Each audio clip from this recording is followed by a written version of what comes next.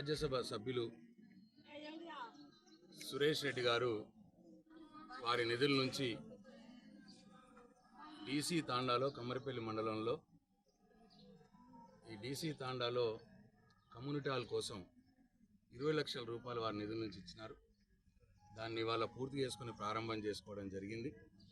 ఈ సందర్భంగా సురేష్ రెడ్డి గారికి డీసీ తాండా ప్రజల పక్షాన నా పక్షాన నా హృదయపూర్వక ధన్యవాదాలు తెలియజేస్తాము. అట్లనే కోనసముందర్ గ్రామంలో 10 లక్షల రూపాయలు సొసైటీ గోడౌన్ కోసం రైతులకు ఉపయోగపడటానికి మందు సంచులు పెట్టుకోవటానికి 10 లక్షల రూపాయలు జోగిన్పల్లి సంతోష్ కుమార్ రాజ్యసభ సభ్యులు వారి నిధుల నుండి ఇవ్వడం జరిగింది. దాన్ని కూడా ఇవాళ ప్రారంభోత్సవం చేసుకున్నాం. అట్లనే జోగిన్పల్లి సంతోష్ కుమార్ గారు ఇక్కడ కమ్మరిపల్లిలో 10 లక్షల రూపాయలు పిఏసిఎస్ గోడౌన్ కోసం అక్కడ కూడా మందు సంచులు పెట్టుకోవటానికి వారు ఇవ్వడం జరిగింది. దాన్ని కూడా ఇవాళ ప్రారంభోత్సవం చేసుకుంటాను.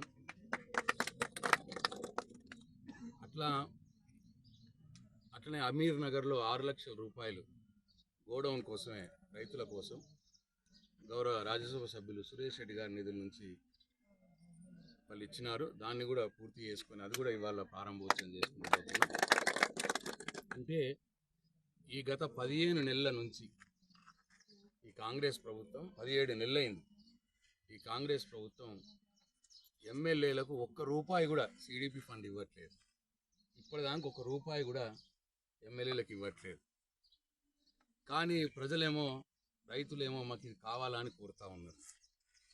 ఆ సందర్భంగా నగర వాస్తవ్యుడు టీఆర్ఎస్ పార్టీ రాజ్యసభ సభ్యులు ఆయనను రిక్వెస్ట్ చేశాం, అన్నా ఇట్లా మరి గవర్నమెంట్ మా ఎమ్మెల్యేలకు ₹1 ఇవ్వట్లేదు, 15 నెలలు అయింది.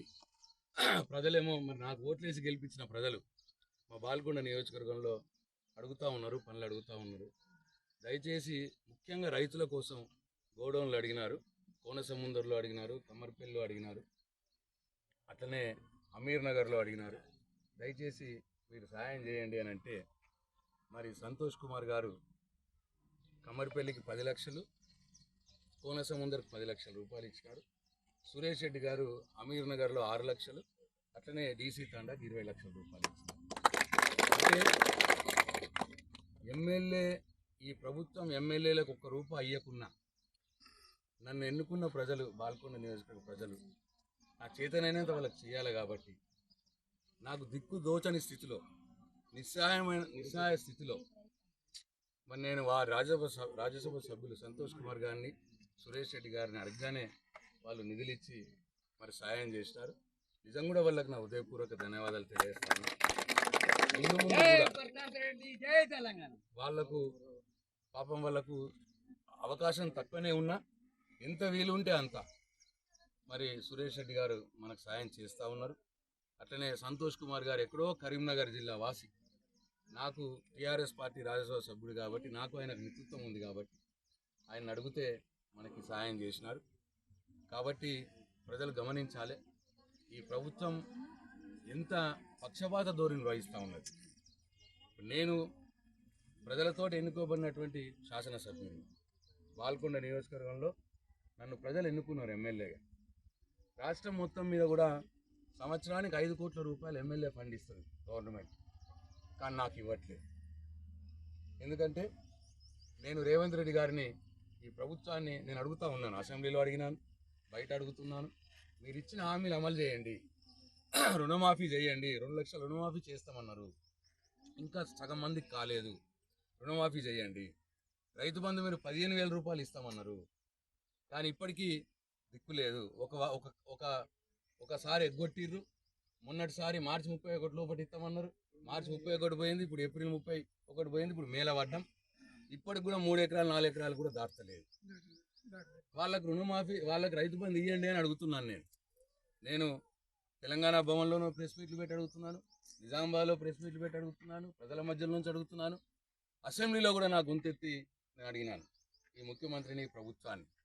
మహిళలకు 2,000 తులం బంగారం ఇస్తామన్నారు, అది కేసీఆర్ ఇచ్చిన కళ్యాణ లక్ష్మి చెక్లే ఇస్తున్నారు కానీ తులం బంగారం ఇస్తలేరు. ఆ మాట ఇచ్చినారు. అట్లనే 2,000 రూపాయలు కేసీఆర్ పెన్షన్ ఇస్తుంటే 4,000 రూపాయలు ఇస్తామని చెప్పినారు.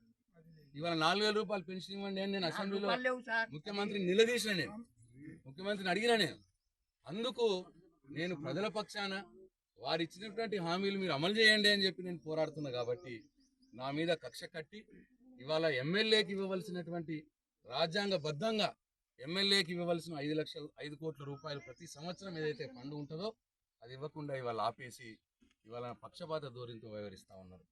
ఇది దయచేసి నా పాల్గొండ నియోజకవర్గ ప్రజలు ఆలోచించాలి, గమనించాలని చెప్పి నేను కోరుతా ఉన్నాను.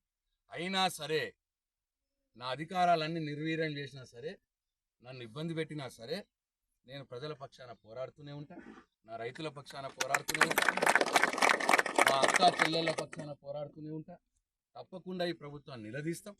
మీరు ఇచ్చిన హామీలు అమలు చేయమని చెప్పి నిలదీసే దానికే నేను ఇవాళ ఎమ్మెల్యేగా ఎన్నికైనా. నేను అసెంబ్లీలో పోరాడతా, మీ ప్రజల పక్షాన్ని నిలబడి పోరాడతా. ఏది ఏమైనా సరే, వాళ్ళు ఎంత కక్ష పెట్టినా సరే, ఎంత పక్షపాత ధోరణి చేసినా సరే, నేను పోరాటం ఆపను. సరే, ప్రజలకు కావలసినవి నా చేతనైనంత నేను ప్రయత్నం చేస్తా. రాజ్యసభ మెంబర్లను పట్టుకుంటాం, ఇంకేదో చేస్తాం, ఏదో చేసి నా చేతనైనంత సాయం చేస్తా అని చెప్పి నేను ఈ సందర్భంగా మనవి చేసుకుంటూ సెలవు తీసుకుంటున్నా. జై తెలంగాణ, జై కేసీఆర్.